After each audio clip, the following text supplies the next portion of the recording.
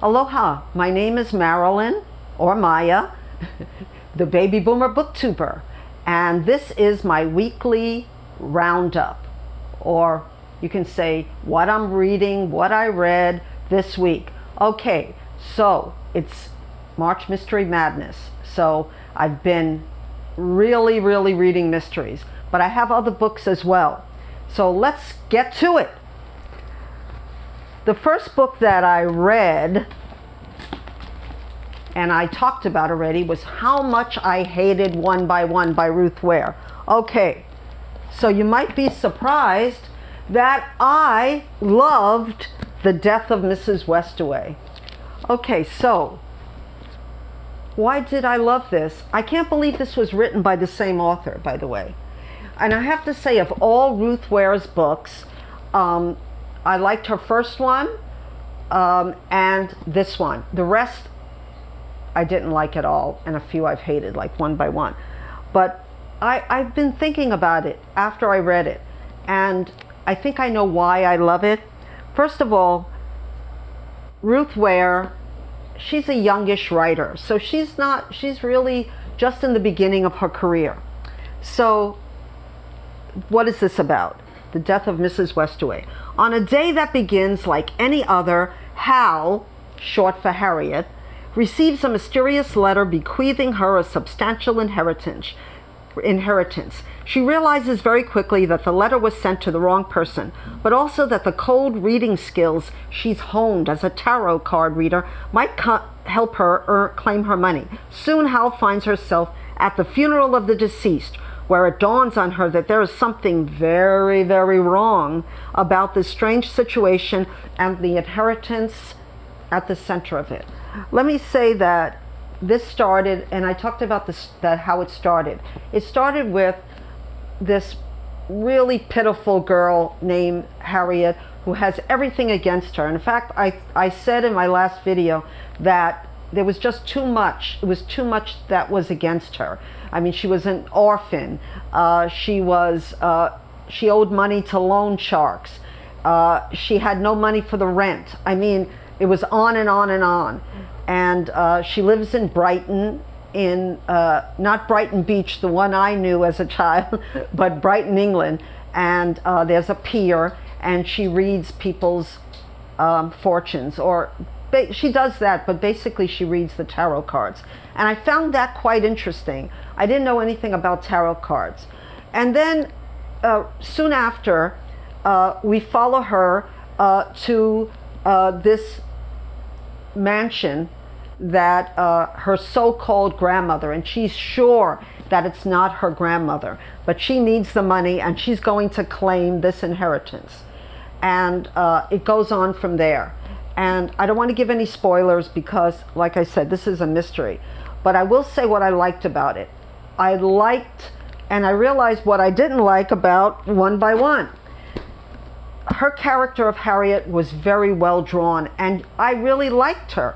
I think it's important for me to have some kind of, to be able to like the character, the main character. A lot of people say, well, I don't have to like the main character. I have to like something about the main character, let's put it that way. And she wasn't perfect, and she was really written more as a millennial, but I really understood her.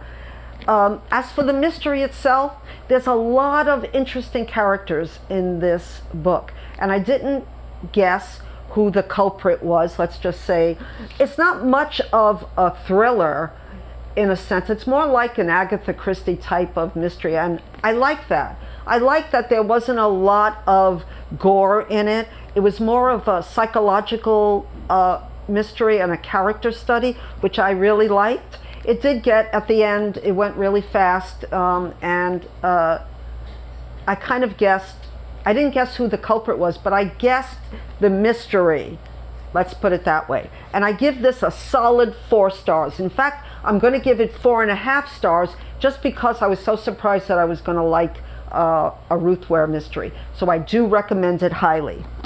I read Passing. I didn't read Quicksand by Nella Larson. And I finished Passing. And I loved everything about it except the ending. And I won't, of course, I'm not going to spoil the ending. But let me say what I liked about it. The writing was gorgeous. In fact, I'm reading Quicksand and I'm savoring it because the writing, again, is gorgeous. And I think I'm going to like Quicksand better. But just because of the ending of Passing, it's not that I didn't believe it. It could have happened, but it went a different way that I was expecting. But I really recommend this. And Passing, I'm going to give 4.5 stars to. And I'll let you know when I finish reading Quicksand. But this was March Mystery Madness, so I wanted to read all the mysteries I could. And then I went into Lonesome Road, a Miss Silver mystery by Patricia Wentworth. And I'm not sure who recommended me this book. It could have been Janelle at Too Fond of Books, or it could have been Lil at Lil's Vintage World, because she reads a lot of Miss Silver books. What I loved about this, okay, what I didn't love about this was and there's a spoiler here. It's not a big spoiler, but to me it was a spoiler, and I talked about that in my last video. So if you don't want to hear this, just I'll give you a spoiler alert when I start. I better not do that because you might read it. What the spoiler is. It was from the New York Times book review. Okay, so I'm going to say it right now. And it says, readers who are tired of the tough school of detective fiction will find welcome relief to the pleasing tale in which 2 murders are prevented and 2 romances are brought in eminently satisfactory conclusions. Okay, so basically they're telling us that there's no murder in this murder mystery. And I didn't appreciate that. However, and this is spoiler alert, no more, spoiler alert, if you like romantic suspense and a wonderful detective, who I compared to Ruth Bader Ginsburg if she had been born a little earlier. I just loved this story, and I won't spoil it I think I already spoiled enough of it, but basically I'm going to read a poem that comes before it. It says, Negro Spiritual. Look down that lonesome road before you travel on. And what I really liked about it, the main character she wasn't annoying. I mean, and this was written in the let me see when it was written. It was written in 1939, which really surprised me because I finished a book right before this week, and then There Were None, which was also written in 1939. And I have to say that this book had almost a different timeline on it. It was almost 20-ish, or even later, I mean, in some ways.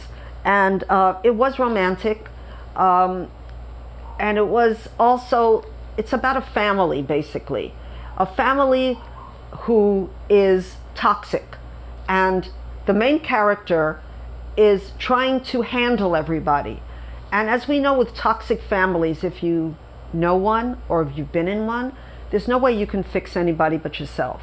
So that's why I said it's modern, and it's at the same time it has the old-fashioned 20s feel to it. And Miss Silver is a gem. So I give this 5 big stars. All right, now, what I'm reading now. Let me give props first to Janelle of Too Fond of Books, because I couldn't remember who gave me these books to read, and I love them both. Now, I had a DNF a book by Ruth Rendell last week, because a lot of her mysteries, they are in the point of view of the murderer, which at one point I didn't mind, and now I'm beginning to see how it's problematic. When you're in the mind of the murderer, you're not thinking of the victims of crimes. And I know that you can't always do that. And I haven't read the book, The Five, which is a book about, and I'm sorry I don't have the author, but I will have it in the cards. But the 5 is supposed to be, and I heard about it on BookTube, about the Jack the Ripper, his victims, and it's told about his victims, his 5 victims, and that's why they're called the 5. And it's not about Jack the Ripper, who he might be, how terrible he was, and go into the gory details of the murders. And the one book that I DNF'd, The Devil's Somebody, it was really gross, and I talked about it last time. I'll also have it in the cards. But this book, this Ruth Rendell book, it's her first Lieutenant Wexfield, I think that's his name. Let me tell you about it first. It's called From Doon, D-O-O-N, not Doon, From Doon with Death. And I think it also has a poem in it. And let me read you the blurb. Why would anyone want to strangle dear Mrs. Parsons? What strange tormented passion ended in a prim, proper, and happily married woman being murdered in a dark and tangled wood? Why was a gaudy woman's garish tube of lipstick found near the body? Who was Doon, the writer of mysterious love letters to Mrs. Parsons? 2 people knew the vital facts, but an old photograph held the vital clue. An old photo, and a peal of cruel, unguarded laughter. I haven't read, like I said, I'm still in the middle and I haven't got to that part yet. But I wanted to get this from the library. But when I heard about this on Janelle's channel, I knew I had to have it. And I bought a used copy. And I'm going to read you the poem in the beginning. This was written in 1964 when I was but a young girl. You have broken my heart, there. I have written it, not for you to read, Mina, for this letter will never be sent, never shrink and wither under your laughter. Little lips prim and pleated laughter like dulcimer music. Shall I tell you of the muse who awaited me? I wanted you to walk beside me into her vaulted halls. There were the springs of Helicon. I would furnish you with the food of the soul, the bread that is prose and the wine that is poetry. Ah, the wine, Mina, this is the rose-red blood of the troubadour. Never shall I make that journey, Mina, for when I brought you the wine, you returned to me the waters of indifference. I wrapped the bread in gold, but you hid my loaves in the crock of contempt. Truly, you have broken my heart and dashed the wine cup against the wall. I know this is a little purple prosy, but it's kind of weird. It's kind of creepy too, and made me want to read it. But what the other thing that wanted me to read it, it starts with a Lieutenant Burden, who has a phone call from what is her name again? Mrs. Parsons, from Mrs. Parsons' husband, and she never came home. And she left in the afternoon and never came home. Let's put it that way. And he knows that something is wrong. And the way that I thought it was going to be from the Lieutenant Burden's point of view. But then we go into, in the second paragraph, we go into Lieutenant Wexfield, I'm pretty sure, Wexford, excuse me. And Ruth Rendell wrote a lot of books with that, I don't know if he's a sergeant or a lieutenant, but anyway, I think I read some of them.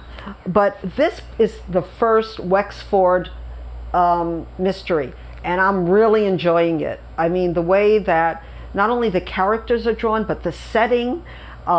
It's about an hour's away from London, and it's just great. I don't know enough to tell you more about it, except that I'm loving it. The next book that she gave me, and I really didn't know that it was her, Janelle at Too Fond of Books, is called Underground in Berlin. And this is in a completely different topic. It's a mystery in a way, but it's really not. It's an autobiographic book written by Marie Jalowicz Simon, and it's translated by Anthea Bell from the German. And it's about a woman who is determined to survive the Holocaust. And what she has to go through, it's a very difficult book to read, let's put it that way. It's not just, I talked about the Nazi officer's wife that was written about another U-boater, a person who disappears into Berlin and hides their Jewish heritage, or other heritage too, but that was a Jewish heritage, and that was a good book. But this is a harrowing book. So is the other book in a different way, because the woman had to hide that she was Jewish, and she's married to a Nazi. This book is a woman who goes through terrible, terrible times. She has to have sex with various people from the beginning of the book until where I am. I mean, I had to put it down. It was very heavy. But this book, let me just tell you that it was an oral history. Her daughter was a historian. I'm talking about Marie Jalowicz Simon. Her daughter is a historian, but she never knew her own mother's story until she was very old. And she told this orally to her daughter, who checked up on different facts, wrote a wonderful book. I mean, it's readable. It's like fiction, but it's not fiction. And I love good autobiographies. And I love is not a good word. And I need to read Holocaust literature because it's part of my heritage. And I feel that I need to read it and tell people about it so people don't forget. And this is another book that really needs to be told. And I have to put it down because it was pretty heavy for me. And I'm sure for everybody who reads it. And it's wonderfully written too.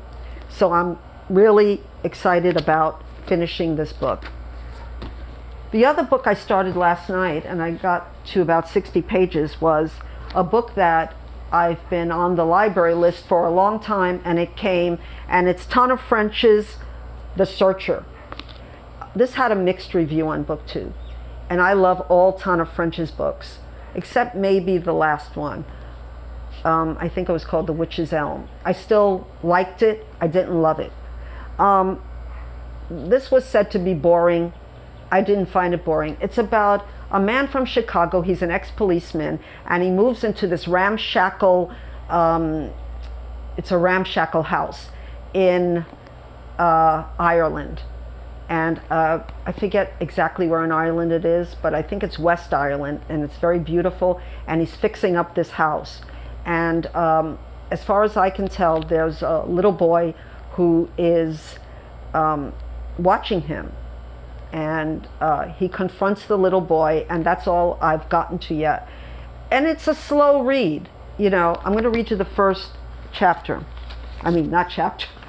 I haven't even read the first chapter yet. But I'm going to read, it might not be a 5-star first sentence. So the policeman's name is Cal. So when Cal comes out of the house, the rooks, I had to look up rooks, and it's a type of magpie. No, it's is a type of crow, a very loud crow that must be very common in Ireland. So Cal, that's the name of the policeman who moves to Ireland. When Cal comes out of the house, the rooks have got hold of something. 6 of them are clustered on the back lawn amid the long wet grass and the yellow flowered weeds, jabbing and hopping. Whatever the thing is, it's on the small side and still moving. I don't call that a 5-star read. It's very atmospheric, and we get the idea that, I guess we get the idea, a crow is not a pleasant bird. And in my own memoir or autobiography, I talk about how the crow is a sign of death. So I don't know if this is a preamble to that plot, but I'm enjoying the slowness of it. I like slow books. So I like literary mystery for the most part. I call this a literary mystery because it's more character driven. Her books are more character driven than they are plot driven. But I like her plots as well. I just love her writing. So I'm very excited. I'm going to start reading this book tonight. So that's the end of my wrap up for this week. I was going to do a tag, but it was a tag that was about memoir. And well, it wasn't about memoir. It was about autobiography, which I write, and about books about that I like. And I have 7 decades of living and reading, so that's a lot of damedom to contemplate. So I needed time. So I thought I would give a little wrap up so you can get an idea of what I've been doing. And like I said, I want to thank Janelle from Too Fond of Books. She's given me so many ideas about books to read for March Mystery Madness, which we only have a few days left. And I still have so many books to read. But I've had so much fun.